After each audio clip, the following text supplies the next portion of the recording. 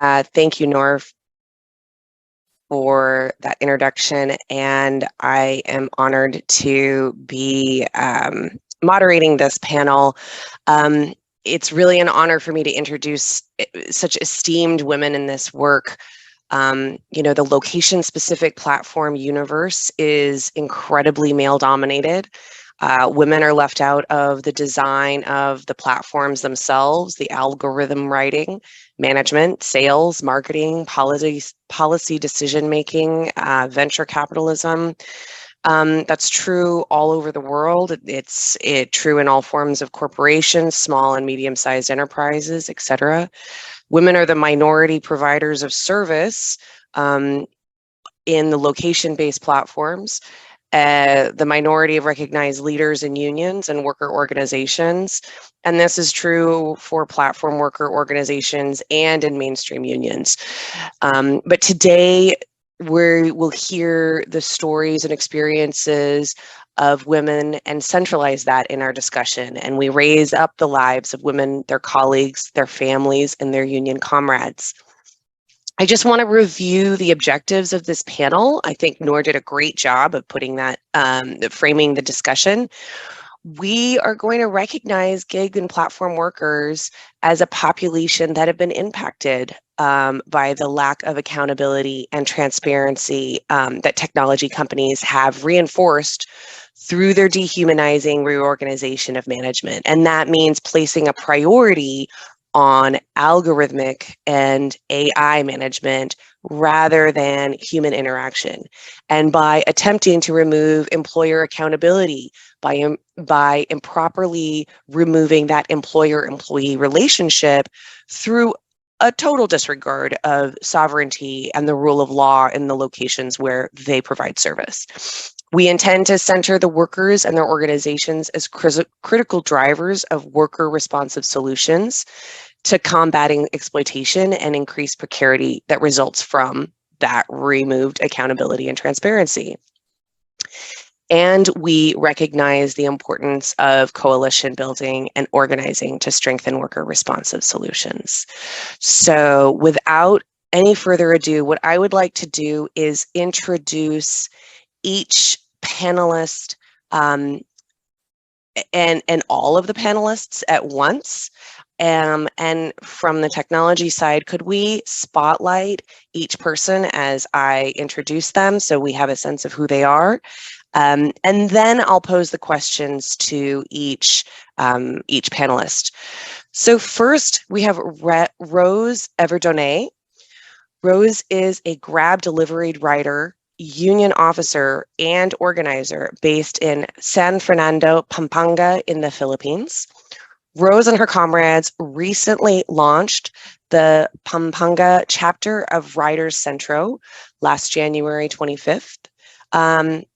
And it is a union, Riders Centro is a union of gig delivery riders from different digital platforms. Rose has faced retaliation from Grab because of her organizing activities. In fact, she was suspended from the app last December following a labor rally she attended and has filed a case within the National Labor Relations Commission. She's currently awaiting the labor arbiter's decision. Through her tenacity and fight, she has since been reinstated and continues to organize while awaiting that decision. In the Philippines, apps like Grab use a cash-on delivery system that makes delivery drivers like Rose temporarily pay for their customers' food orders. Then the customer pays the delivery driver back once they receive their order. This opens up the possibility for fake bookings made by scammers and canceled orders. Rose has joined Grab because it promised the opportunity for reasonable wages and flexible working hours. Rose is her family's primary breadwinner, being a single mother of 5, and she was previously employed as a migrant worker in Dubai. Thank you for joining us, Rose. I'll come back for some questions with you. Next, we've got Gulmayron Baratabekova. Gulmayron is a platform taxi driver and Kabalan union member in Kyrgyzstan. Baratabekova is from Osh City, which is in the south of Kyrgyzstan. And her parents instilled in her values of hard work and determination. She received a secondary education, but unfortunately didn't have the opportunity to pursue a higher education due to many different circumstances. She's a mother of 5 wonderful children. And after 17 years of marriage, she and her husband decided to separate because she found out he had a second family. As a single mother struggling to make ends meet, Gulmiran started working as a seamstress and a cook, doing whatever that would provide for her family. In 2018, she decided to try driving a taxi. It was challenging and intimidating at first, but she quickly learned the ins and outs of the job and found she really enjoyed it. Over the next 5 years, she continued to work as a taxi driver, building up her career. In 2022, she became a part of the Taxi Drivers Union in Kyrgyzstan. Kabylan, Kyrgyzstan, which has been a great source of support and camaraderie. Being a part of the union has allowed her to connect with other drivers and advocate for better working conditions and pay. As of today, Gulmiran is one of the leaders of the women's wing of the Kabylan Taxi Drivers Union in the Kyrgyz Republic. Welcome, Gulmiran. All right, next we have Ayubami Lawal. Ayubami is an app-based driver and a member of the Amalgamated Union of App-Based Transport Workers of Nigeria. Ayubami is a graduate of business management and an app-based driver in Lagos, Nigeria. She's a mother of 3 and one of the many working Nigerians that make up the nearly 80% of the population in the informal sector. We all know across the globe that women must work long hours, but app-based women drivers often must work incredibly long hours to support themselves and their families. Ayubami is no different. She's a member, as I said, of the Amalgamated Union of App-Based Transport Workers, and this union is the country's first union covering platform-based workers, and has a victory that this is registered nationally, a victory that shows it's possible for unions to organize workers in the gig economy. And it took them 2 years of organizing to achieve this mark. Something unique to the experience of app drivers in many of the countries we'll be discussing is that platforms do not afford drivers the same basic protections as drivers in wealthier economies. So particularly in Nigeria, drivers risk being assaulted and even killed on the job, as platform companies do not screen the riders. By contrast, riders have access to the driver's name and personal phone numbers. At least one driver is murdered every month, and we'll be focusing on speaking about that in more depth when we ask Ayubami questions. Thanks, Ayubami. All right, so the next person is Luz Miriam Fique Cardenas. Luz Miriam is the president of the Unión de Trabajadores de Plataformas, UNIDAP, in Colombia. Luz Miriam has worked on digital platforms for 6 years, fighting to gain visibility for platform workers, for dignity on the job, for protections around sexual and reproductive health, and health and safety at work. She is also working to combat issues of GBVH that afflict women workers, such as street harassment and harassment from clients and colleagues. At UNIDAP, alongside members and workers, Miriam has been working to find fundamental solutions to the problems they experience every day at work and create spaces for finding those solutions. Technology can lend itself to innovation, but in cases like these, it has increased precarity and led to a lack of transparency, decreased safety and security, and a lack of accountability and protections. Welcome, Luz Miriam. So as you can see, we have gracias. Muy buenos días a todos. ¿Cómo están ustedes? Thank you. Good morning, everyone. I hope you're very well. Great. Thanks, Luz Miriam. So as you can see, we have just the most esteemed and fascinating group of panelists. So I will take no more time. Let's dive into these questions. as I said, we'll be asking Rose Everdone the first set of questions. And Rose, I hope you can forgive us. I have a few, but I know you're prepared.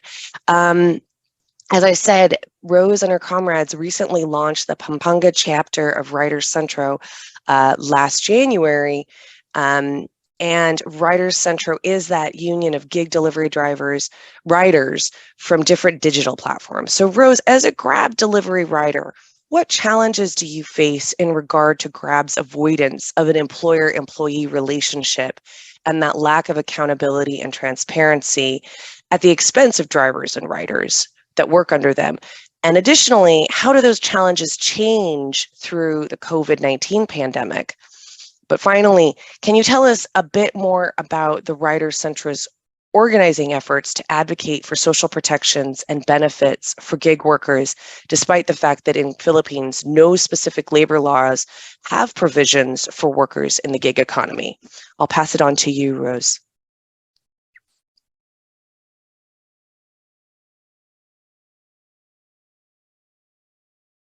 Magandang gabi po. Good evening Ako to nga po all. pala si Mary Rose I am Ibardone, Mary Rose Ibardone, Pampanga delivery rider a and delivery a rider member from of Pampanga Centro, and a member of Rider Rider Centro, Centro, Pampanga chapter. the And Pampanga then, chapter. position ko po is My position Vice there President, Vice President I am internal the po. first Vice Tungkol President po dun sa internal regarding po sa employee-employer relationship, regarding ang employee and kinakaharap po employer talaga ng mga relationship. What riders we sa really ngayon ay face as mabigat. riders Kumbaga, is very heavy at the malaki po moment. yung nakapatong sa amin ngayon kasi We have a huge from burden the on our moment po na shoulders. sinabi ni Grab na From the dinay niya moment na hindi niya that kami empleyado, Grab pero yung pagtrato has been po denying that niya we sa are not mga riders sa workers, ngayon ay plus the parang treatment isang of empleyado riders sapagkat una sa is lahat, more meron like po a siyang worker control sa because amin they have sapagkat nakokontrol po niya full yung control on fare. us. First and Grab foremost po yung could fare control first and na kung foremost the saan fare. doon po nagbabase ang kinikita ng isang rider. And Yung the fare income of na the pwede rider niyang taasan, is yung based fare on na the pwede fare, niyang and babaan Grab anytime can make it na higher or lower naaayon sa anytime kagustuhan niya. Kasi pag based on during holiday season what they naman, want. nagagawa niyang For instance, itaas during yung the mga holiday fare, seasons, yung they fare can increase matrix the na fares, tinatawag. they can Pero control pag the fare dumating na matrix, yung tapos na yung mga holiday but season na tinatawag na after yan, the holiday season, bababa na uli yung fare the sa fare gusto would niyang lower down fare kung saan significantly, ka magsisimula. Kung ano yung where you need specific na to fare go na back to gusto a niya, yun na specific yung fare mai-implement that Grab na wants. walang That's what abiso they will or implement without konsultasyon sa properly mga rider. notifying or consulting the Tapos riders. yung pagsusuot ng mga tamang gears na Even halimbawa tulad ng wearing uniform the at proper bag gear, na ginagamit namin na for may mga instance, the logo uniform and ng bag that Grab we are using is with ano Grab yun, bali logo, compulsory yun. Kailangan mong gawin it's yun compulsory. to You be need to do identified that na to rider ka be ni Grab at identified as a Grab rider. kinakaltas din yun sa bawat And rider. those Kada expenses are weekly deducted salary, from each kailangan rider. mapunuan Every time we mo receive yung our halagang salary, 2,500. we need to be able to pay Tapos yung 2,500 pesos pagkakaroon to dapat pay ng for mga those expenses. rider ng The mga riders benefits tulad ng SSS, PhilHealth, should be pag-ibig at able to higit sa have lahat insurance SSS, kasi sa PhilHealth, and all katulad other ng mga nakaraang benefits that the mga Philippine workers araw, should have.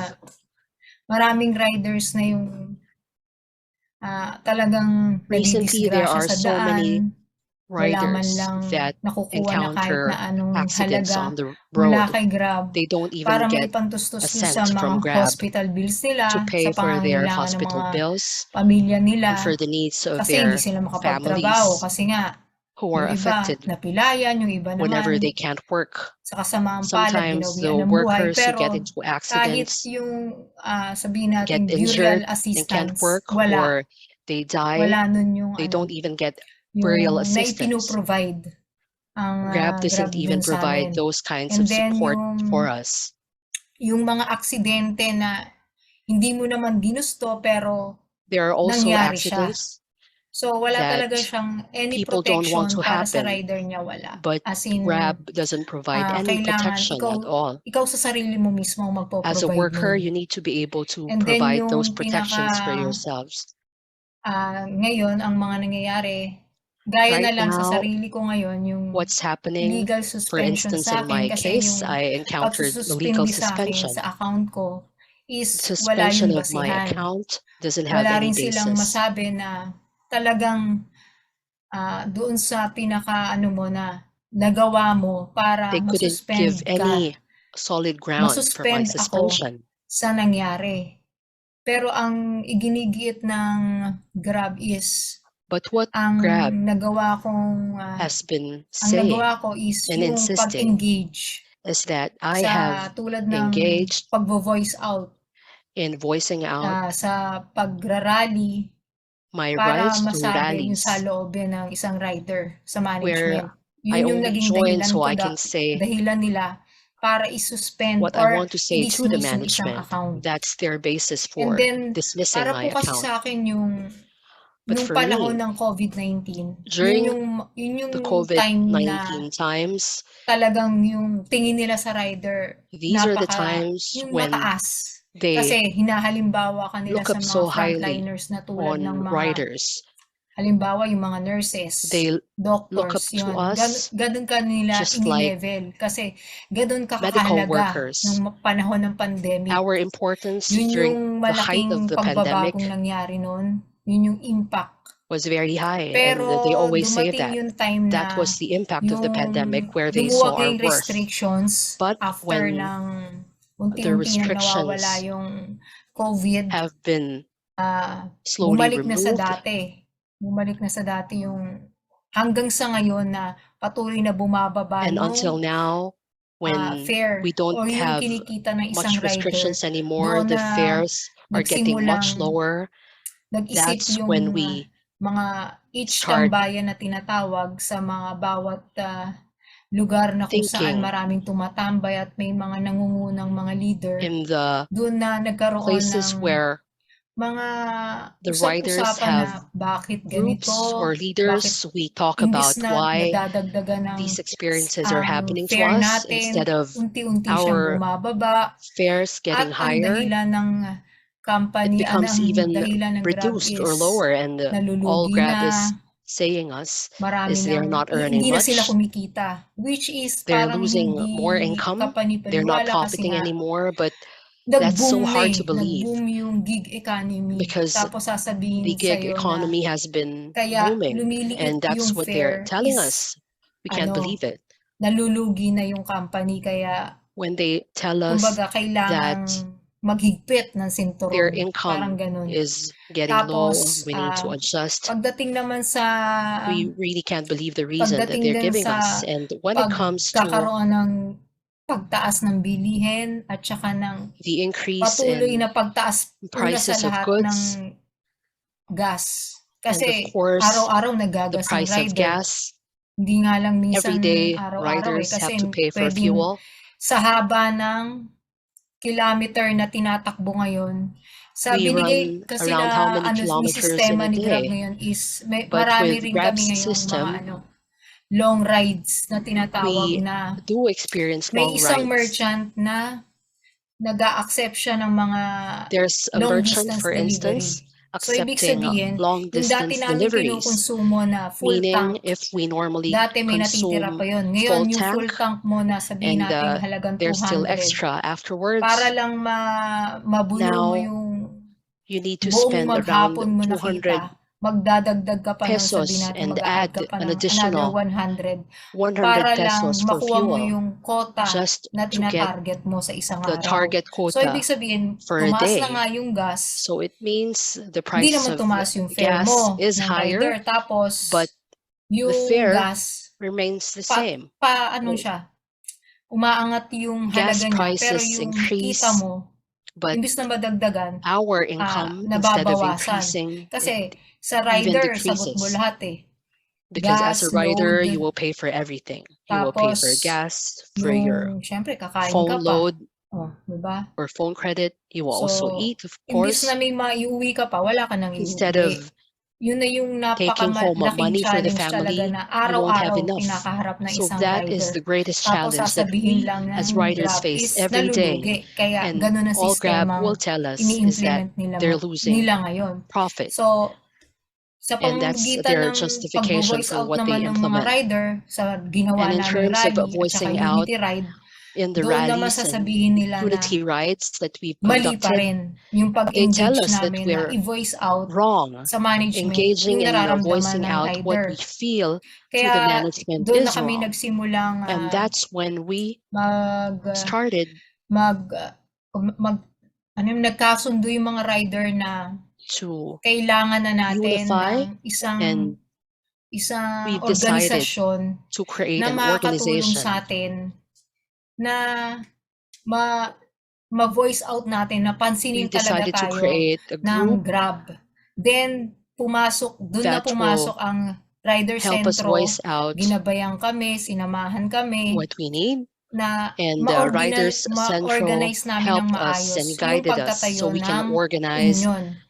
and Sa ngayon, unionize. meron na kaming 4 Right na now, we already have 4 chapter sa bansa. chapters in the country, Ito ay in ang the Philippines. Pampanga, It's in Pampanga, CDO, Cagayan de Oro, Iloilo, at ang Jensan. Yun yung and 4 General na branch Santos. na meron na ngayon ng Those are the Rider Centro 4 na branches sumusuporta that sa bawat Riders Central has, delivery and riders para they support each magkaroon ng delivery rider tamang collective bargaining agreement for us to have sa the bawat proper collective platform bargaining agreement para in every naman platform magkaroon that kami we ng join. insurance, And they help us protection, magkaroon get kami the ng insurance and tamang fair protection matrix na sinusunod. Hindi lang yung to basta have i-implement the nila yung gusto proper nilang fair kita sa rider. matrix Na so that we sinasabi don't nilang have to hindi follow nila empleyado pero nakokontrol the nila fair sa lahat, matrix lalong-lalo controlled na sa by the kinikita. platform.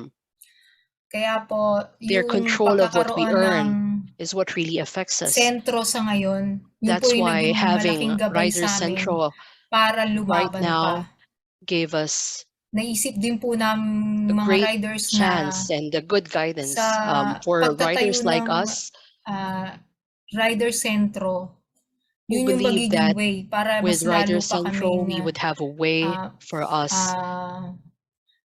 magkaisa na to be ipaglaban united yung and to naumpisahan fight namin na for what we've started. may panalo yung We need gusto to naming win makuha this fight.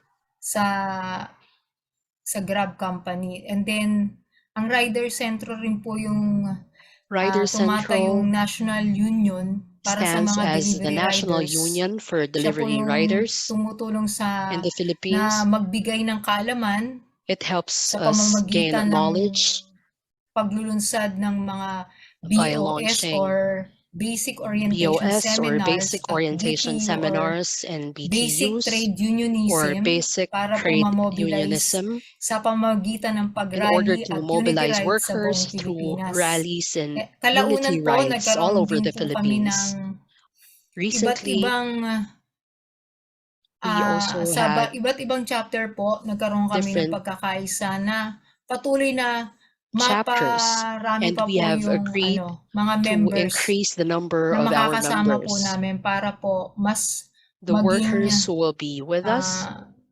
mas maging malakas pa po so that we ang can become union na stronger.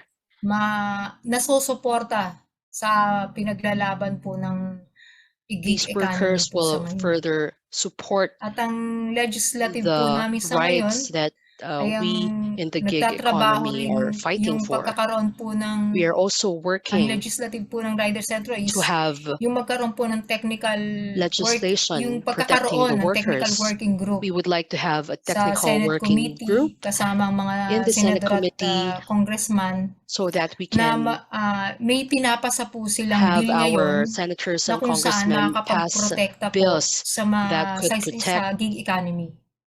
the gig economy Ang workers. Rider Center rin po ay nagde-develop ng mga Riders charter of Central rights is na kung also saan developing a charter of rights, kasama po iyon sa bawat and this is meeting na kung saan kasama po part of sila doon every sa meeting. paggawa ng bill. And then The riders should ang be part of the bills that would be kasama created. rin po ang mga ILO sa Pilipinas na kung saan We're also working with nakakapagbigay ng atensyon the ILO. sa We hinaharap would like sa ngayon, sa malaking hinaharap ng mga delivery for rider sa them to Pilipinas pay upang attention to what's maipanal po yung happening mga to kaso the na kasalukuyan nasa workers in the Philippines, NLRC. and for Gaya us po ng to kaso po win the namin sa cases ngayon that we na have filed with ah, the nung NLRC. nakaraang Monday lang po, For instance, in my nag-position case, paper na po just last kami. Monday, Ako po we've at saka yung isang submitted our organizer position na si paper. Larson na nasa Angeles. Larson Nung and Monday I, po, nakapag-position paper na Larson is po an kami sa organizer, NLRC and na I umaasa was po kami able na may to maganda pong submit our palalabasan po position yung paper with him. desisyon ng So we are arbiter hoping para po that sa the case po arbiter namin would give a sa favorable ngayon. decision for our case. Kaya maraming salamat po. Thank you very much.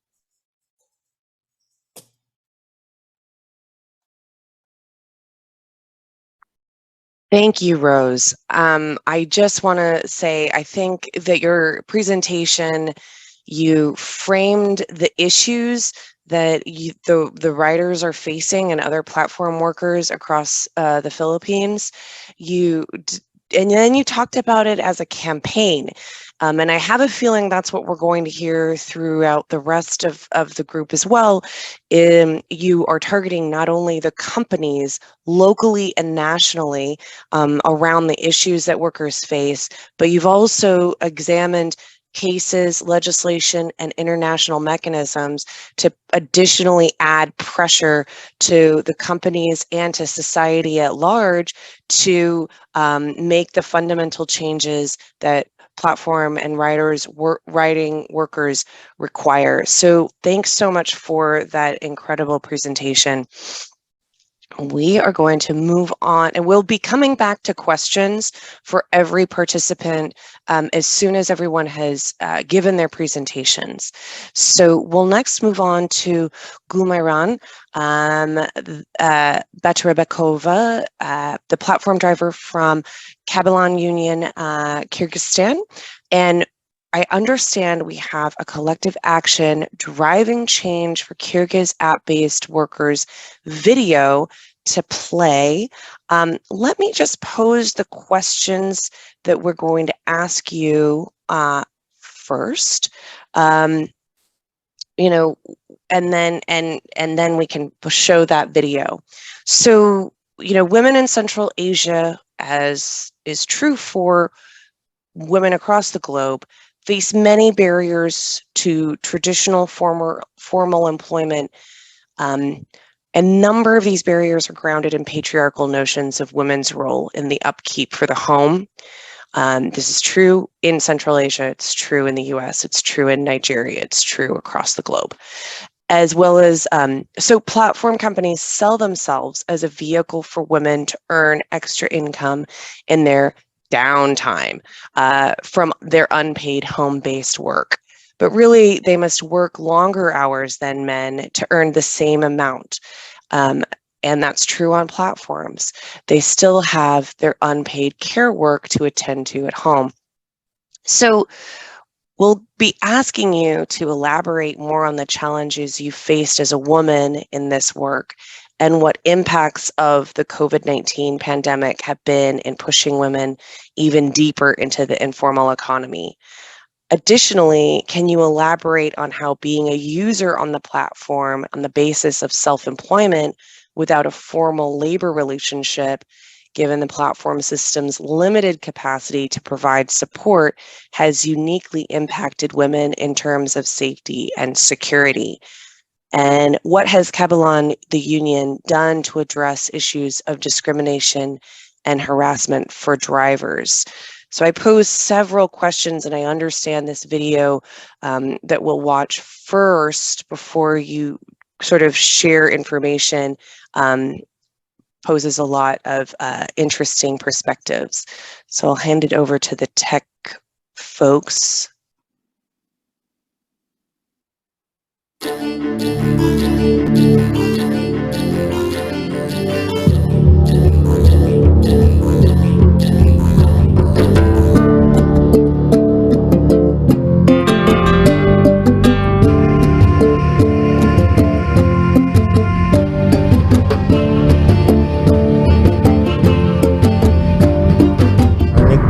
защищает наши права. Поэтому у нас есть объединение, профсоюз, который называется «Хавлан».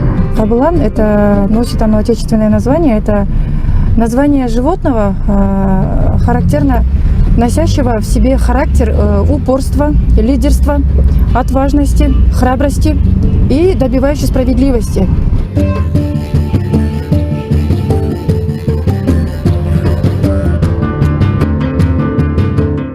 У нас ни больничных, у нас ничего не оплачивается, никаких страховок нету. А человек, вы сами знаете, он может и заболеть, может и похуже быть. Вот. А если говорить о расходах именно машины, то практически все расходы, которые связаны в сфере такси, мы сами. Это решится вопрос, не решится. Хотелось бы, чтобы вот сейчас опять бензин дорожает потихоньку, чтобы к осени еще и пересмотрели тариф, хотя бы, не знаю, на стоимость посадки немножко, на 20 сумок или на... Работа такси для женщин, она немного опасная. Уже волнуешься, думаешь, что за человек сейчас сядет в мою машину и куда я его отвезу.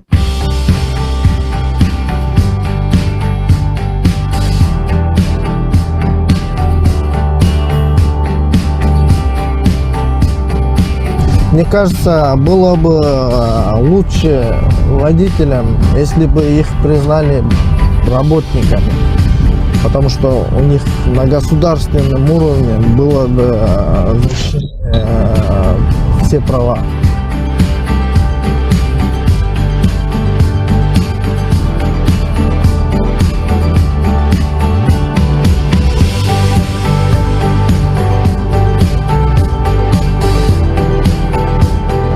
За эти 1,5 года нам удалось много.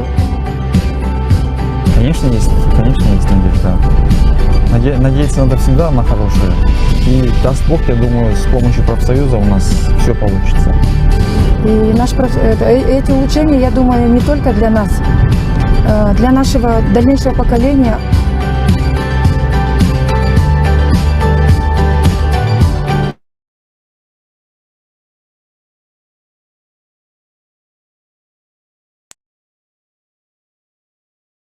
That's great. Gulmaran, I will not take any more of your allocated time. Go ahead. The floor is yours. Всем еще раз здравствуйте. Рада с вами видеться. Мне очень приятно, что я попала Good morning once в again to такую сферу, everybody. где мы Very можем happy to высказать see you свои all. I'm проблемы, so happy to свои be надежды, with the свои цели, audience свои where I can планы, где мы share можем my hopes, my обменяться problems, my советами. Ну, как я plans, заметила, where we can очень много проблем, exchange которые the в других странах оказываются advices. так же, как и у And I нас. see that we've got Меня lots зовут in Гульмарам common. My Батырбекова. name is Gulmaram Я являюсь Baturbekova, водителем and I'm a женского такси. driver, what we call a И women's помимо этого я taxi. еще практикуюсь в And профсоюзе, besides, ну, on the уже top как of считать, that, как член профсоюза. I'm a Вот, member of the мы trade со своим union. председателем сейчас проделаем такие Together with работы our president, для we улучшения have been сферы working именно нашей работы. on the training В of the основном people вот who work in именно сейчас our поднимаем как sphere. бы женскую сторону, да? Currently, we are Ну, trying как человек, to который знает всю elevate специфику the работы female водителя, я side бы of this хотела profession. For those who are сегодня рассказать вам familiar with о the тех таких specifics of трудностях, this с которыми job, I сталкиваются would не like to только share женщины, но и some мужчины challenges, not таксисты. only Ну, women, все but водители, also можно men сказать, в целом, да? drivers are facing. Также о конкретных All трудностях, с которыми могут drivers, столкнуться regardless of также и their gender. женщины-водители. And На also would сегодняшний like to день touch upon some specific to women то, что, ну, возьмем вот challenges. этот контекст, Let's допустим, про наш take the Кыргызстан, да, потому что мы context как бы здесь specifically работаем, мы of живем, Kyrgyzstan. и That's the place это where всегда we нам live очень and хорошо work. знакомо, And да, это this is своя the наша place страна. which is very Получается, familiar to us. что This is our country. на сегодняшний день все платформы очень распространены It looks as though the во всем мире, да, platforms have получается. become very И much widespread. They так как all вот cover all мы идем на spheres of работу, допустим, economy. да, заключаем And договор, они when we берут нас на are работу, being и там, employed by a получается, platform, we sign an сталкиваемся с теми agreement, проблемами, с которыми and мы very often we не должны face сталкиваться. Мы problems должны which идти we're как бы not по договору, но supposed там to face. идет все There по-разному. should be Они, clear-cut получается, вот agreements, эти but they на бумаге vary to the написано great одно, то на extent. самом For деле instance, делается something would другое, be да? written on paper, but what we'll be able Вот, to doing это in получается practice проблема will be именно quite та сторона, где different. платформа как бы And this is нас a считает place, как a бы side of a самозанятыми, platform самозанятыми, where но на we are самом деле considered цены мы не allegedly можем as еще поставить и self-employed, никак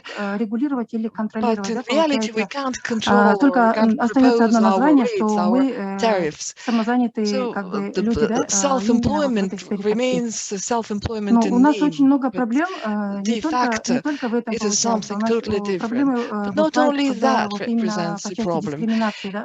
We also Когда вот face lots of женщина-водитель, discrimination. For instance, многие when почему-то... У меня вот в жизни the был просто такой female случай, когда я driver, for вроде instance, такси, я I had a приехала, case when и someone они called a попросили taxi and I мужчину-водителя. came Они over сказали, что and they said, well, we женщина-водитель, would prefer a мы male как бы не можем себя driver. доверить I said, we won't be able своих to детей или там себя, допустим, отвезти entrust куда-то. our Это была children, дальняя our members поездка, of our и family мне to пришлось отменить. И a в таких случаях у woman, and нас I had to бывает почти у cancel каждого водителя the именно у ride, and женщин, да? every single Ну, с одной стороны, вот female они дают нам rider, возможность female работать, driver has зарабатывать, faced приносить such a домой деньги, situation. а с другой стороны, Well, on the other hand, получается, they allow us to этот, earn some money, to возможности больших проблем, да, они несутся make вместе с our этим. living, but there is Также a здесь же lot of получается, side как бы effects and ущемляют наши side трудовые problems that права, come да, together with that.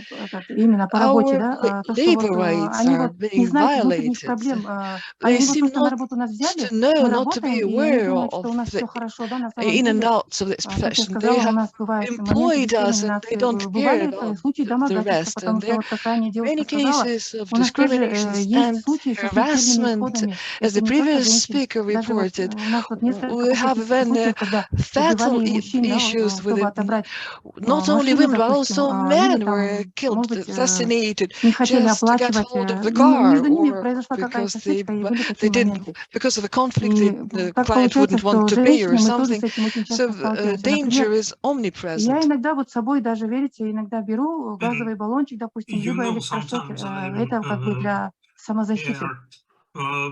Просто чтобы нормально доработать свою смену и вернуться домой в целости и сохранности.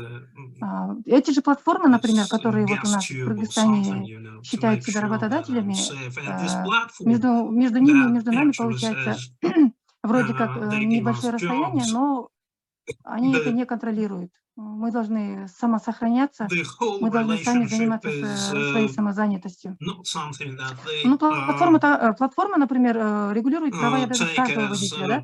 Так же, как вправе устанавливать определенные критерии там, к транспортному средству, например, да, чтобы все было как бы чисто, аккуратно, все они от нас требуют, но взаимоотдачи, получается, у нас нету. Что еще хотела бы сказать, что получается, вот если, допустим, мы откажемся от заказа, то нас вводят в черный список, и получается, мы можем остаться без заработка. Это тоже получается для нас глобальная проблема, потому что женщины в Кыргызстане, как ранее говорили, это хранительница очага. Вообще женщины, по сути, не должны работать. Да? У нас получается менталитет, и у нас контингент такой, что женщина должна сидеть дома, обучать детей, помогать там в школе по обучать домашним делам, но так как сейчас вот времена немного поменялись и становится вообще жить трудно, поэтому безвыходно получается мы работаем. Но данная практика может вывести водителя из работы, да, вот именно касаемо черного списка, да, когда вот они блокируют аккаунт, например, или просто-напросто, я не знаю, может быть, какие-то веские причины могут быть причины, например, самое обидное, когда они это как бы обоюдно не смотрят, они смотрят со своей стороны. Вот если клиент пришел, пожаловался, все, вы уже считаете в черном списке. И опять этот человек уже, чтобы восстановиться на работу, там нужно будет опять пройти много препятствий. Но здесь мы видим трудовые отношения между водителями и платформой, которые она не хочет признавать, а права водителей продолжают нарушаться. Также, когда человек работает без официальных трудовых отношений, у него нет защиты, и он остается один на один со своими проблемами, которые решить очень тяжело самому одному. И вот в таких случаях получается, лично вот из моего жизненного опыта, не только из моего, у нас в команде 30 женщин, которые сталкивались с этими проблемами очень часто, и получается, вот каким-то образом мы попали в профсоюз, да, получается. Наша знакомая одна вступила, и она меня пригласила, и там я поняла, что в профсоюзе, оказывается, мы не знаем свои права, мы не знаем вообще, как нужно правильно работать, как нужно защищать свои права. Но получается, и сейчас по практике мы обучаемся, да, чтобы развить себя лучше. Получается, в профсоюз, когда мы вступили именно в профсоюз на этот наш, мы сначала дали профсоюз на это название, да, мы назвали его Кабылан. Мы назвали его почему так, потому что мы хотели, чтобы наш Кабылан процветал, и Кабылан это с нашего русского языка переводится это как зверь, который ни с кем не сравнится, сильный по характеру, стойкий, в общем, лидер. Вот, поэтому мы хотим сейчас вот объединяем всех наших водителей в Кыргызстане, независимо, мы дискриминацию не делаем, пусть это будет мужчина, пусть он будет старше возрастом, пусть он будет младше, но мы хотим всех объединить и как бы утвердиться, и тверже стоять на ногах, и чтобы мы могли помочь тем же людям, которые сталкиваются с такими проблемами, как с нашими, да? Потому что вот, если сказать, вот до пандемии, да, до коронавируса у нас были рабочие места, у нас все как бы все потихоньку было, но в другой сфере, да, допустим, как я и говорила ранее, что я работала в других сферах. Получается, вот когда мы уже начали работать в такси, буквально где-то мы 2 года проработали, и получается, все закрылось, все остались безработными, это очень сильно повлияло на экономику нашей страны, а также бюджет каждой семьи, да, можно сказать, потому что у нас, у таксистов считается, это как неформальная занятость, у нас нет ни запасов, у нас нет ни страховок, у нас нет соцпакетов, у нас ничего, нету вот то, что должно как бы прилагаться, как в других странах для водителей, да. Поэтому мы сейчас вот работаем над тем, чтобы достучаться до правительства, чтобы нас признали уже официальными работниками, чтобы у нас были какие-то вот в дальнейшем, в будущем, да, чтобы у нас пенсия была, чтобы могли что-то оставить своим детям, как бы. Ну и, конечно, в этой жизни, чтобы у нас было как бы достаток и, как сказать, ну, запас какой-то, да, чтобы в жизни у нас был. Но в профсоюзе мы работаем с разными людьми, и встречаются разные водители, и когда мы слушаем, сначала мы как бы проводим информацию, мы их информируем о том, что у нас есть вот такой вот профсоюз, вот мы недавно открылись, пожалуйста, вступайте к нам. И мы сначала информируем, да, человека, что такое профсоюз, как он работает, потому что я тоже также вошла в этот профсоюз, не только я, 30 женщин, которые мы сейчас еще идем шагом за шагом, призываем. Мы точно так же пришли, получили взаимоподдержку, получили. Мы сами для себя построили как бы стратегию, да, первоначальную, как правильно поступить. И вот сейчас вот на данное время наш Кабылан уже более... Как? Да-да-да. Ну вот, как я поняла, как я вот коротко хочу сказать, у нас нет третьей стороны, которая могла бы оценить эту ситуацию как бы беспристрастно именно в нашей работе, да?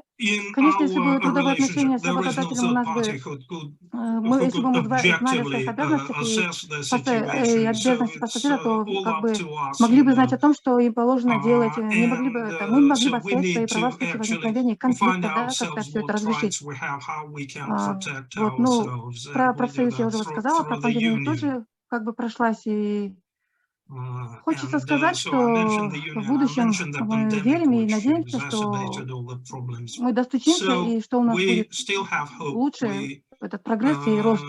Но в нашем профсоюзе сейчас вот уже более 4 членов уже есть, и мы еще все призываем, чтобы помогать людям, а также поднимать свой уровень, да. Также мы проводим сейчас как бы уроки этики, уроки, как вести себя правильно. Ну, мы хотим выйти на культурный уровень, да, как можно сказать, коротко и ясно. Поэтому я думаю, что, смотря на мир, как вот развиваются другие, я думаю, что у нас получится.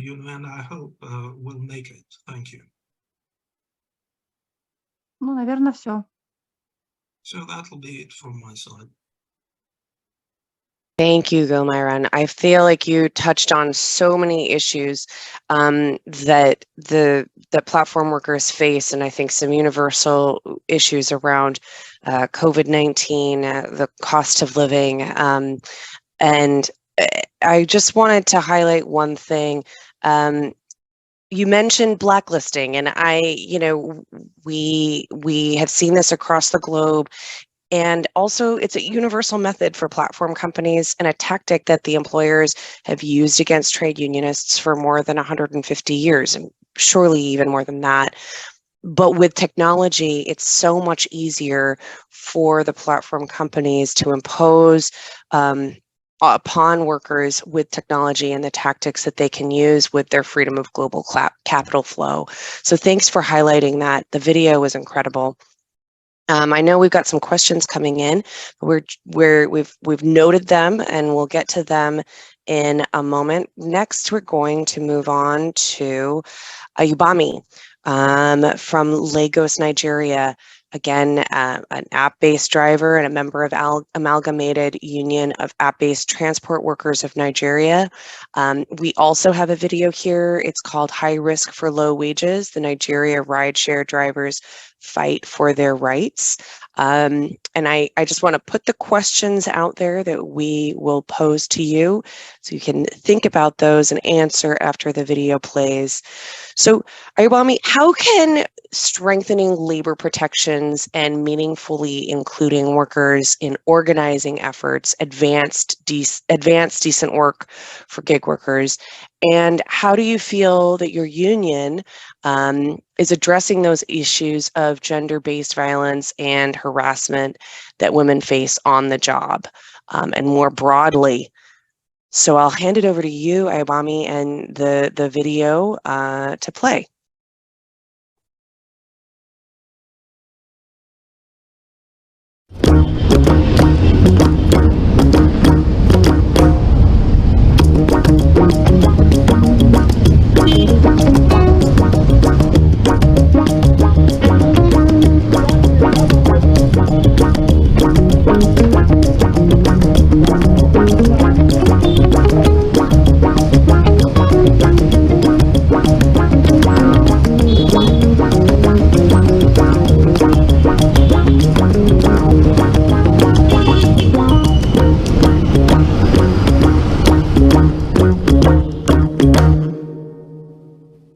My name is Lawal Ayobami. I reside in Lagos, Nigeria. I'm a mother of 3 and I'm an app driver.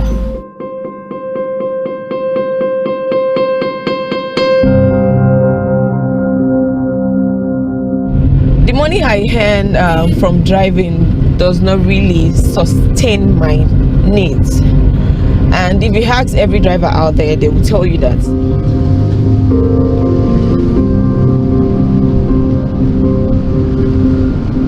I work 15 to 18 hours a day. Long hours working is actually not safe for drivers. That's why you see in the news that a driver had an accident. It's because of fatigue, because there is no time to rest. Safety on the app is not guaranteed. I don't feel safe driving, especially as a lady. You know, we're actually the prey here. They see us as weaker vessels, easy to catch and everything. Every trip is actually a risk to your life.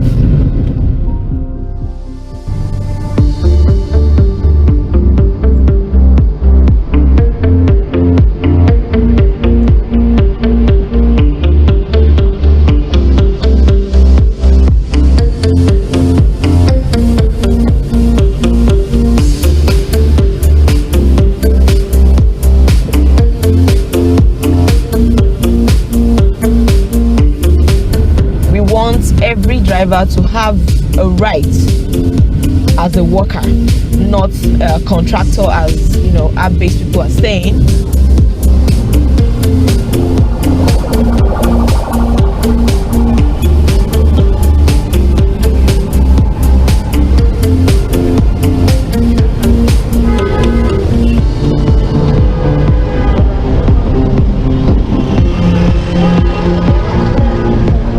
So all these things are what we and my union actually is working towards, for us to have a good working environment. It's not easy for us. We're just doing this to keep body and soul together.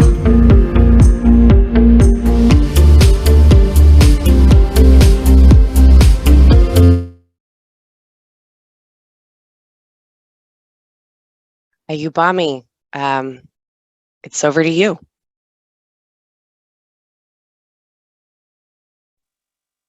Okay, good afternoon, good morning, wherever you are. My name is Lawal Ayobami, like was introduced. And I'm happy to be here. Like, it's an honor to be part of this great program. I'm happy to also hear from my, sisters all around the world. From what I can put together, we are facing the same challenge, and we pray it can get better. Okay, if I hear a question well, you said, how can we strengthen labor protection and meaningfully include workers in organizing efforts to advance decent work for gig workers? First thing first, I'll congratulate us in Lagos, Nigeria, that we are able to get a union working for ourselves now. After so long time, we've been fighting for it. Over 7 years now. And, over 2 years, we've been fighting to have a union. And, glory be to God, we have one now. And we're very sure that this will be a new dispensation for us. So gig economy is here to stay. And the earlier the app company know that, the better. And the earlier they know we need to have a good organizing, to have a good working condition for drivers, the better. I've had my sisters speak, and it's so funny that we are facing the same challenges. And how can we, prefer solution to this is to have a working union, as I've said earlier. And we need to make, like where we are now, we need merchants from we need, what are they called now? The legislative, we need the technology company, and we need the drivers. We need us to come together and prefer solution, create a solution that will benefit all of us. And how do we do that? The incentive needs to be changed. The price mechanism, they are not favoring us, the driver. We have increase in fuel prices. It doesn't change our fare. We have increase in spare parts in the market. It doesn't change our fare. Drivers are the ones solely putting resources together to be online. We are, like I used to tell I'll be using some terms here that will be understood by my fellow Nigerians. Pardon me for that. But we have, like I used to call the app company, I call them Agbero. Agbero in my language means a motor boy. They only give us people to convey around, to carry around. I bring my resources together. I bring a car worth millions of naira. I have the car to be in good working condition. I take it to your company to register. I pay for inspecting my car and all this. It doesn't come free. And yet you're not giving me good incentive to, that will make sense to the service I'm rendering.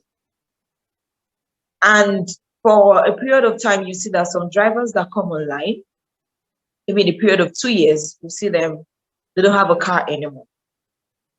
The reason is not far-fetched. What they do is just to sustain themselves for a period of time they're working. After using a car for like 2-3 years, and it's not well maintained, it's not as if the driver didn't want to maintain the car. It is because the money he or she is getting is not in any way compensating that service, which will make the driver to be able to maintain the car. The cost of food in the market is high. We all know that. And yet we're still fighting to have a good fare. So the app companies should do better in bringing up these prices. And I'm sure with this union that we have now, we'll be able to have a good reasoning, come to a round table, and we'll be able to talk about this. So we all can have a good working environment. Without we, the drivers, like we used to say, there won't be an app company. Without us, they can't be there. We need ourselves to work out. We need ourselves to make this sector a booming one. And without drivers, the app company won't function. And this will make other app companies that are coming on board see the sector as where they can just come and milk us dry and be making money without the driver earning. As a driver, as a woman, I'm supposed to have a leverage. I'm supposed to be encouraged to work.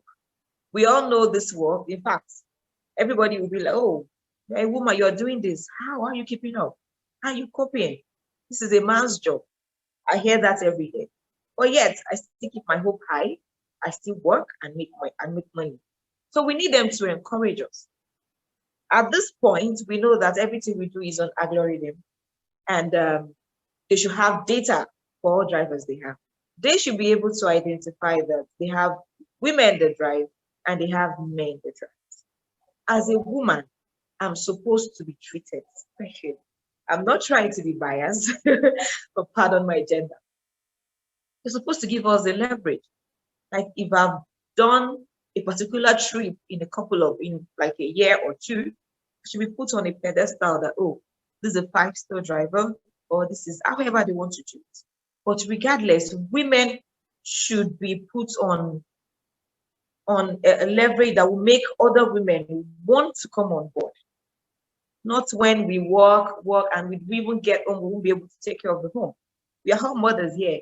And believe me, we know that to keep a home front is not easy. Talk more of being a mother that will go out there, work for a couple of hours, come back without even saying the reason you've been out. Because at the time when you finish working, you can't even see the money you went to work for. So it's stressful enough for us, and we need a good working environment. And that is why we are calling this power-based sector to come together with us. Let them hear us. Let them know where they need to impute some certain people, like bring in machineries that will work for what we are asking them. We are not asking for too much. We are only asking that this pays, let me work for little hours and be able to take something home. Let me be able to work where I want to work. Now, when you work on the app, you can't even determine your location. You can't put yourself to a particular location. And if you try to select your trip, it can block you. Just like I've heard from one of my sisters that she has been blocked illegally. These are the things.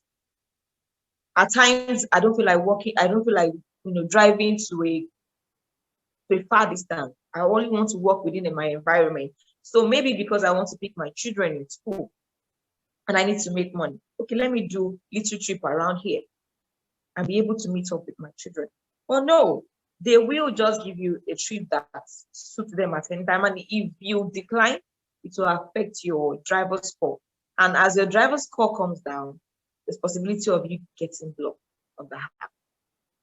So they need to understand that this is not sustainable. It is not sustainable to penalize workers for choosing what they want to do or how they want to do it. It is not our doing that we are just in this sector. It is because our economy has put us in this position. So we're trying to make a living, being a mother, running an home front. So when we talk about them giving us a better working environment so that the gig economy can work, these are the things that we look out to. When we work, when we bring people, like we have a union now, let them try to segregate the union in the way that when a new person wants to come online, like I want to start driving now, let the app company know that there is a union working. They should be able to tell any new person coming in to first of all go and register under the union, because as a union we need a database to work. Let them be able to say, this is your union. Have you registered? Do you have the ID card? Okay, fine. Come and register. Come online. Come for your inspection. That way, when we pass information, people will be able to hear us. Because most time when we have problem and we want to put out information out there, because we have different association and this one will be calling for strike, this will call for this. There is no uniformity. So that way we don't get to pass information in one voice. But if the RBAs recognize that there's a union, and when we pass an information, it gets across to everybody. That way we'll be able to regularize this sector. Things will come easily for us. Even the RBAs don't have to deal with people individually. They know they are dealing with a section of these particular people. So now, when we talk about harassment in this sector, you said, how is my union going to address the problem of harassment? And it's a lot of work, but we thank God that we're getting close. Like here in Nigeria, we have another association called Ladies on Wheel Association of Nigeria. It is just for women that drive. So in that union, the association, we are able to bring women that drive under one umbrella. So that way, when there is any issue or matter arise, maybe one of the female driver is being attacked, we get that information immediately and we rally around to solve the problem. We have series of occurrence that we are able to go and rescue such person because we are under association. So now that we have a union, it will be of good help, because right now we are segmenting the union. We are going to have the state chapter, we're going to have local government chapter, we're going to have series. So when you have any issues around, you'll be able to call the next person that is close to you that, oh, please, I'm at several places, somebody's trying to harass me here, or somebody just harassed me, just got attacked, just got that. We'll be able to find solution and rally around such person. Moving forward, we'll be able to talk on more on every other thing, but right now I think my time is up, and thank you very much for having me.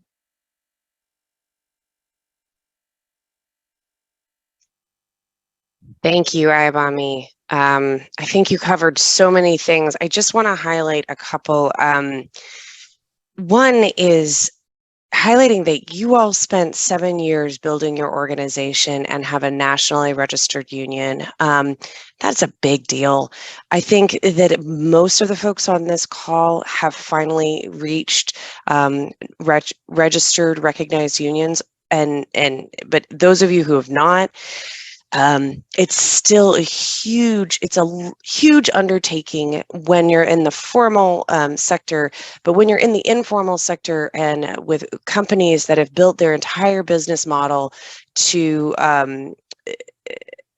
fundamentally deny that the workers are in fact workers, and want to perpetuate a message of self-employment and independent contractors, which is all a lie. You all are building those unions in order to have those sort of national structures and recognition.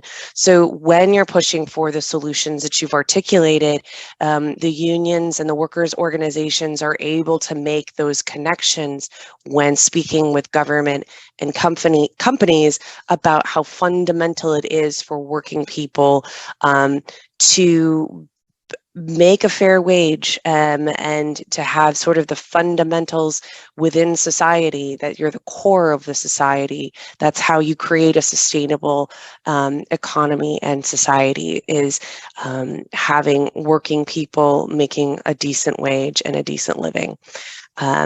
So thank you for highlighting the power of your union to integrate that into the lives of the working people. And we have much more to dive into. So let us move on to Luz Miriam. I'm going to go straight into questions to you. We wanted to pose a question: what policies do you think can help regulate the technologies? And how do you think platforms, their design, their algorithms are preventing workers from exercising their labor rights and protections, and, many cases preventing workers from earning just the minimum wage without increased repercussions. Could you share with us why the labor movement sees this as a struggle for, a fundamental struggle for labor? Over to you, Luz Miriam.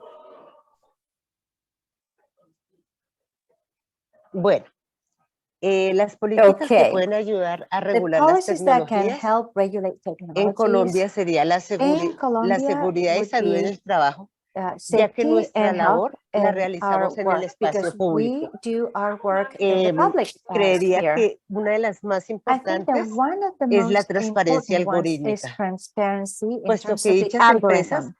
se Because escudan these detrás del supuesto companies algoritmo, hide behind that algorithm, queriéndonos hacer supposed creer que este se algorithm, maneja trying solo, to make us lo que believe todos that it works sabemos que by no es itself. verdad. And we know that Siempre that's hay not alguien true. detrás del There's always manejando el someone supuesto behind algoritmo. that algorithm También handling it. otra de las políticas sería garantizar el debido proceso, ya que ellas empresas no nos dan la oportunidad de defendernos ante deudas que no son impuestas, deudas injustificadas que nos colocan cada vez que tenemos algún inconveniente con un pedido.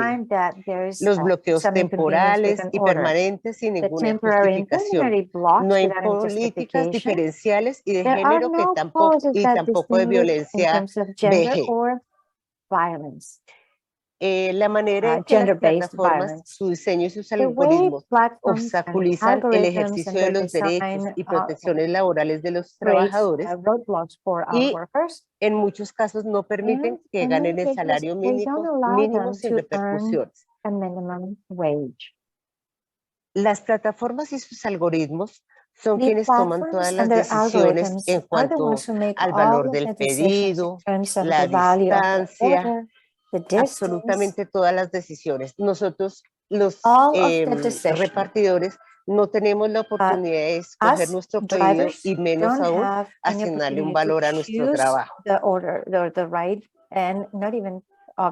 También es quien decide este supuesto algoritmo. También decide los bloqueos temporales o permanentes a los repartidores. Esto es un obstáculo grandísimo para que nosotros los trabajadores logremos en muchas ocasiones siquiera devengar el salario mínimo. ¿Por qué? Porque esos bloqueos temporales que son por horas, por días, no nos permiten trabajar en ese lapso de tiempo, entonces no logramos generar los suficientes ingresos. Los pedidos también nos reportan pues a muy bajo precio, con unas distancias bastante excesivas, y eso también nos perjudica a la hora de siquiera ganar un salario mínimo. Y un salario mínimo que tampoco es justo porque nosotros no tenemos prestaciones sociales de ninguna clase, no tenemos salud, seguridad social, de nuestro bolsillo, de ese supuesto salario mínimo que bregamos a sacar, tenemos que pagar también plan de datos, maletas, pagar los gastos de la moto, del vehículo, llámese bicicleta, llámese moto, llámese carro, el SOAT, todo esto que genera el vehículo lo pagamos de nuestro bolsillo. Entonces, por eso para nosotros es bastante complicado siquiera generar el salario mínimo.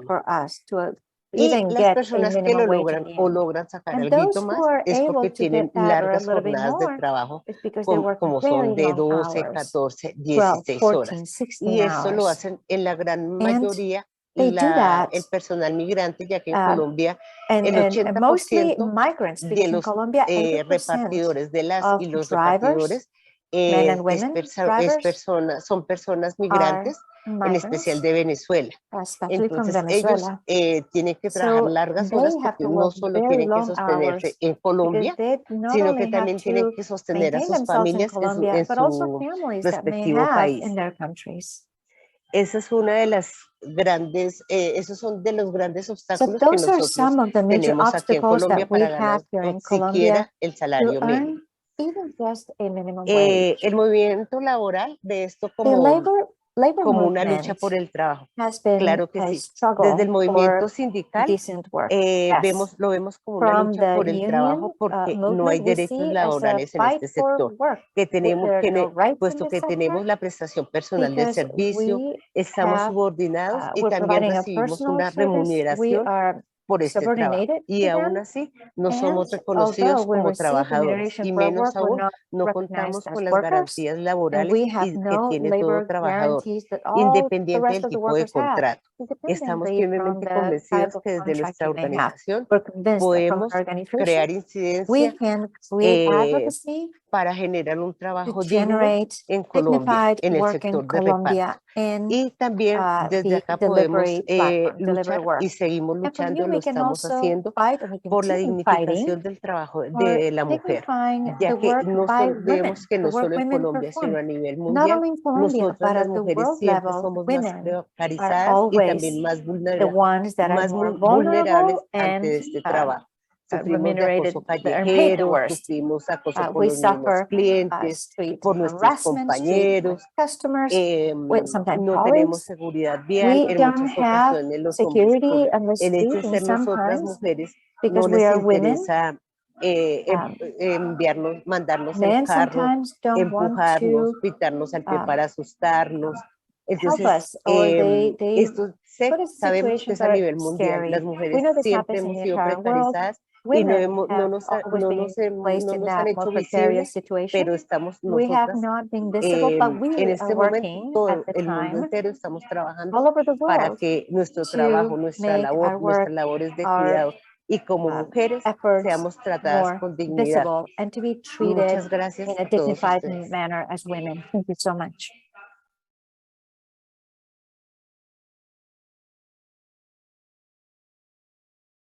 Luz Miriam, thank you. I was just thinking about how what you've just said really coincides with my sort of wrap-up comments I had previously planned, but I wanted to highlight some of the points that you made. You said what everyone else has said as well, that the companies are making 100% of the decisions. So how can you be an informal, or how can you be self-employed if a company for which you work makes 100% of decisions and the workers have no recourse or input? That is an overarching theme I think we've seen. They're clearly employers in all of the contexts that we've heard today. I also wanted to point out some of the points you made. Who is writing those algorithms that are blocking people and stopping people from working? Let's note the biases that are integrated into the very structure of the applications as they've been written. When you talked about the unsustainable hours and the structure we have now, we heard that from Ayubami. We heard that from all of the panelists today. There's really no difference in the grinding nature of this work as there was in the previous industrial revolution, with when we saw people working on enormous plantations, huge factories with no regulations in place. And so you in fact are on the front lines of shifting this future of work, this technology driven industrial revolution, to shift that narrative, to shift the perspective that working 14, 16, 18 hours is even remotely sustainable or appropriate for us in the 21st century. So thank you, Luz Miriam, for that. I only have a few minutes to summarize, and then we want to open it up so that you all can have a chance to ask questions. I think I've driven this home plenty. I think all of the issues of oppressive working conditions that we've discussed are compounded with the intersecting identities that platform workers often have. We're talking about women and migrants, people with ethnic, linguistic, racial minority identities, informal workers, the list goes on. You know, there are academics, politicians, policy specialists, lawyers, and yes, union leaders speaking up about this work all over the place, and making and really putting their voices forward. And they're involved in the struggle for platform workers, for women. And on the capital side of things, we have venture capitalists, CEOs, investors, programmers, the list goes on. And the majority of all of those people on the side of advocating for platform workers and on the side of capital is most of them are men. So creating a space for women to highlight their lived experiences and reminding us that those in the margins have to be heard. We're talking about a fundamental change to labor laws, to regulations around work, to attitudes about informal work when we're addressing the issues of the future of work, and in the inclusion of social protections. This is big stuff. So when we're talking about including social protections for the informal economies in economies that are 80% of the working population is informal, how many of the people in the room and making input are women or other marginalized people? I'm glad, I know that I'm sharing the obvious to this group, that you're likely on this side. I'm sure the panelists are passionate about all of this, but I wanted to drive it home as summary. And though there is a number of women involved in locally based platform work, though that number might be small as far as those employed, it means that a marginalized voice must be purposefully included in the conversation, must purposefully be lifted up and space made for and heard and included in the power and decision making.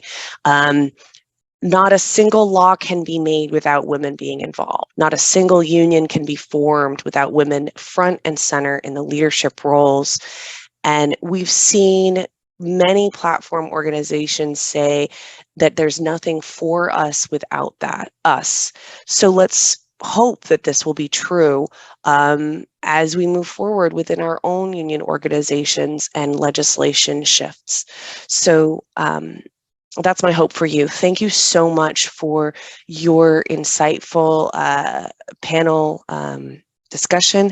And I want to we're going to begin having the question and answer section. And so you may participate in any language that you like by typing your questions.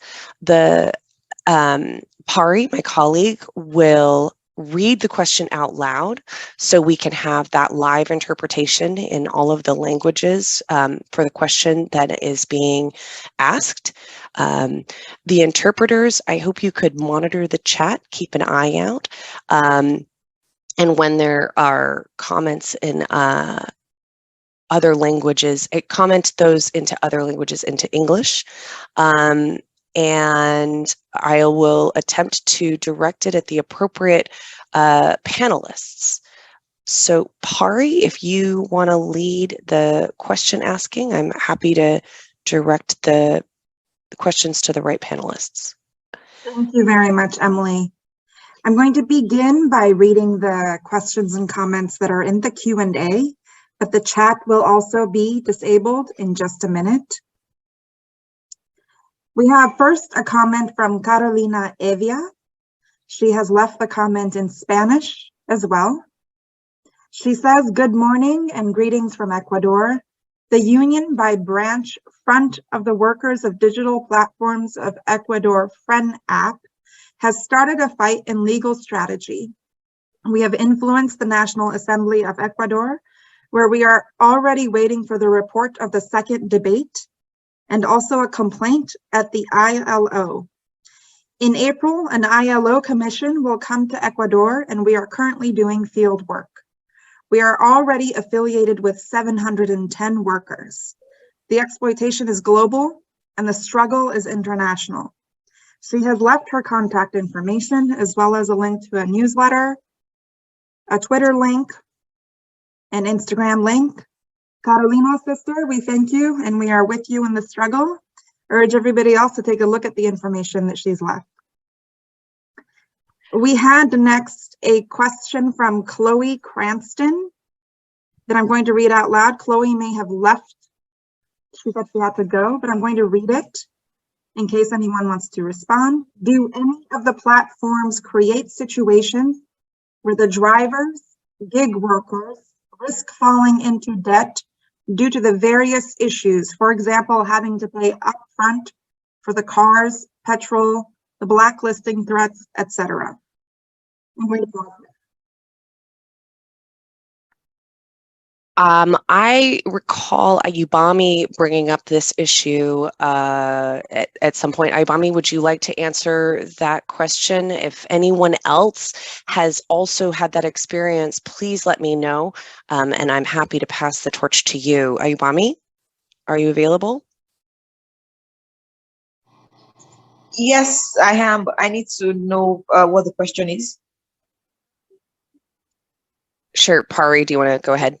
Yes, the question is, do any of the platforms create situations where the drivers risk falling into debt due to the various issues? For example, having to pay upfront for the cars or petrol, the blacklisting threats, etc. Yeah, they don't. It is actually, that is the policy actually. Before you can come online, before you can be a driver, you are coming with your car, and the car has to be of standard. The AC must be chilling. The car must be in good condition, and it must meet all their terms and regulations. So we didn't create that for ourselves. They created it. It is their policy. You have to have a working ID card. You have to have, there are some other things that you need to get for coming. That doesn't come cheap. You have to still go and pay for it. And also doing their own inspection. Even after doing the normal federal inspection for your car, that is the general one. You still have to inspect your car in their own platform to be able to come online. So it is all they are doing, it is all their rules. And that is why we are saying, if you call us independent contractor, then we should be able to come in and make rules and regulations. You should not push us around. You should not be the one to tell us when to work, what amount to take, and so on and so forth. So the regulation is theirs. We are just working, and that's why we want to be addressed as workers, so we can have access to all the benefits that comes to be a worker, to be called a worker. Thank you.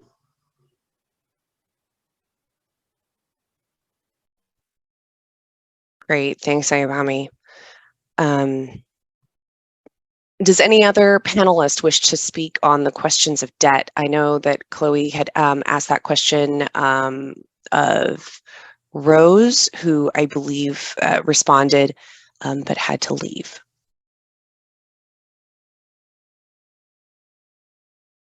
I think it's helpful if I read Rose's response for everyone. That would be great. Thank you. Rose wrote, in the Philippines, Grab has Grab Loan, which they give to the drivers through the app. Drivers can loan around 45,000 Philippine pesos, a little less than $1,000. Before, loan payments were made daily for a short period of time, with only a small interest rate. Now they change the system, letting drivers take loan payment schemes for longer periods of time with higher interest rates. Drivers are also allowed to take out new loans, even with existing loans. This causes drivers to have a hard time paying. Grab will also suspend drivers' accounts if they cannot pay their loans on time.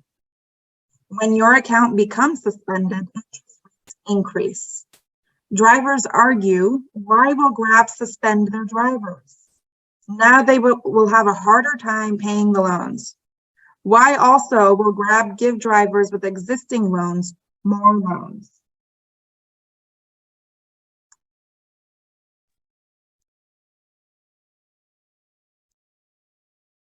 Wow. Thank you. Sometimes summarizing what the platform companies are willing to do can really be exhausting. All right, do we have any other discussions around this particular issue? There was one other comment, perhaps, or it looks like Noor would like to answer this. No, Or I will go ahead and read. Chloe okay. had to leave, and she left her contact information in the Q&A. I'll just read it out loud. c.cranston@antislavery.org. If anyone else has more to add on this debt issue, they are interested in hearing more. It sounds like the cost of the vehicle also may drive debt. And she clarified further that she is the head of thematic advocacy at Anti-Slavery International, who works closely with Solidarity Center on her issues. And that is the final comment on that particular topic. Super. I'm just going to go ahead and read the comment from Jody Evans. Jody, thank you for joining. Who wrote that she works for the Global Union Federation of Transport Workers, ITF. She leads the gender work, and it's brilliant to be hearing from women gig workers and union leaders. She asks, I wonder if any of our speakers are aware of our organization and that we are active in the gig economy. They are always looking to build women's voices in this overwhelmingly male space. She's aware that some established unions could see new gig unions as a threat and not an act. Great. Thank you. I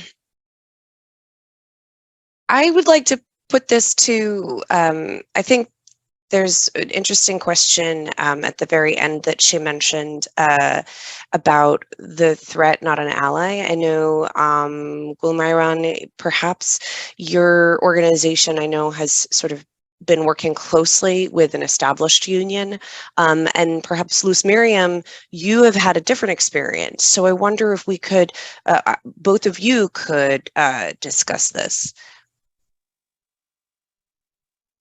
All right, Gulmayran, we'll hand it to you first, and then Luz Miriam, if you could answer after her.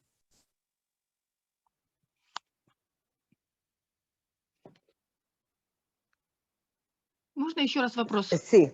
May Luz Miriam? I actually hear the question once again? I'll mention, so the first portion of the discussion from Jody was around the International Transport Federation, you all knowing about the organization and that kind of thing. But the question she poses is, you know, there are some established unions may view new platform worker unions as a threat rather than an ally, particularly when the narrative is around informal workers. So just wanted to ask sort of how your organization has addressed, you know, building itself and integrating into the mainstream union movement.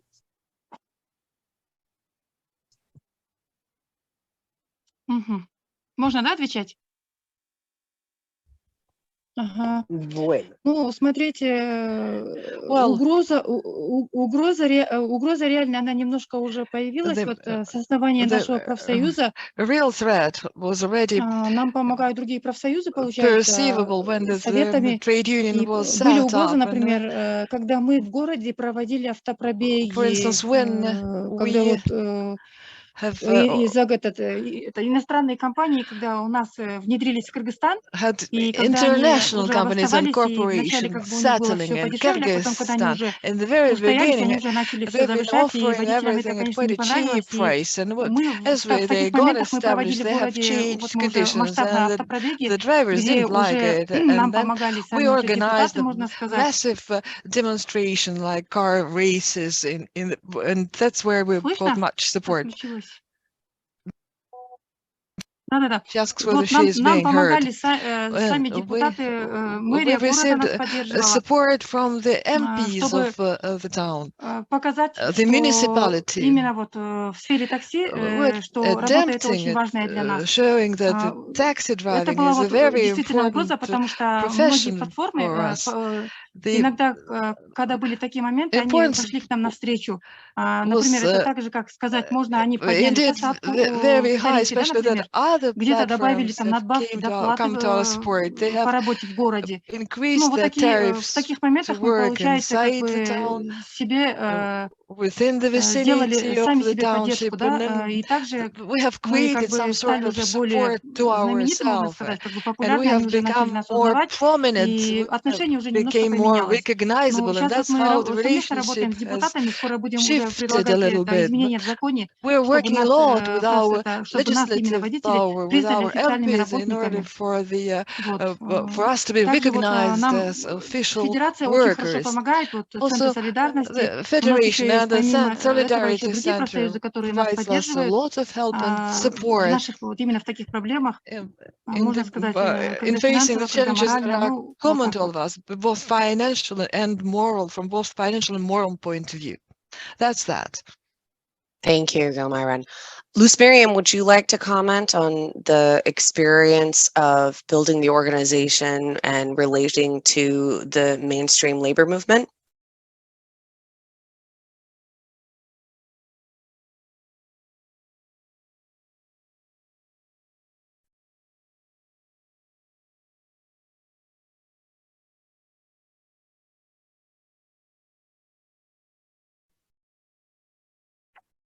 Perhaps not, and that's not a problem. We have two more questions, unless I'm missing something in interpretation, Pari. Nope. I'm just going to go to a great question from Victor Figueroa. Thank you for your question. Thanks for great presentations. Several of the speakers mentioned data and algorithms. How far do they think these affect discrimination against women workers? And how far do ordinary platform workers think about the issues around data and algorithms? Thank you, Victor.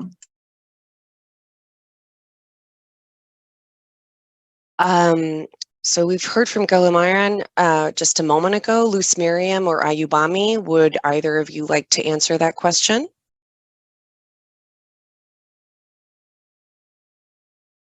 So the question is around data. Luz Miriam, go ahead.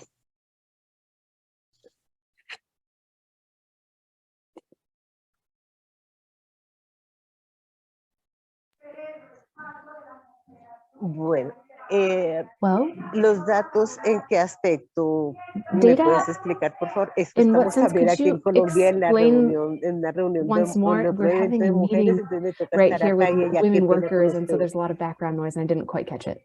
Sure. Sorry, so the question was around, we've been talking about data and algorithms and how this all plays into the workers gaining access to their work and then also monitoring them. So how do you think this affects discrimination against women? And also, what do you think about the issues around data and algorithms broadly affecting workers' rights and ability to do their jobs? Bueno, esto es bastante complejo. What a Y sé también que complex question. todas las empresas de plataformas a nivel mundial All se of these escudan platform en companies el on determinado, an en el llamado international algoritmo.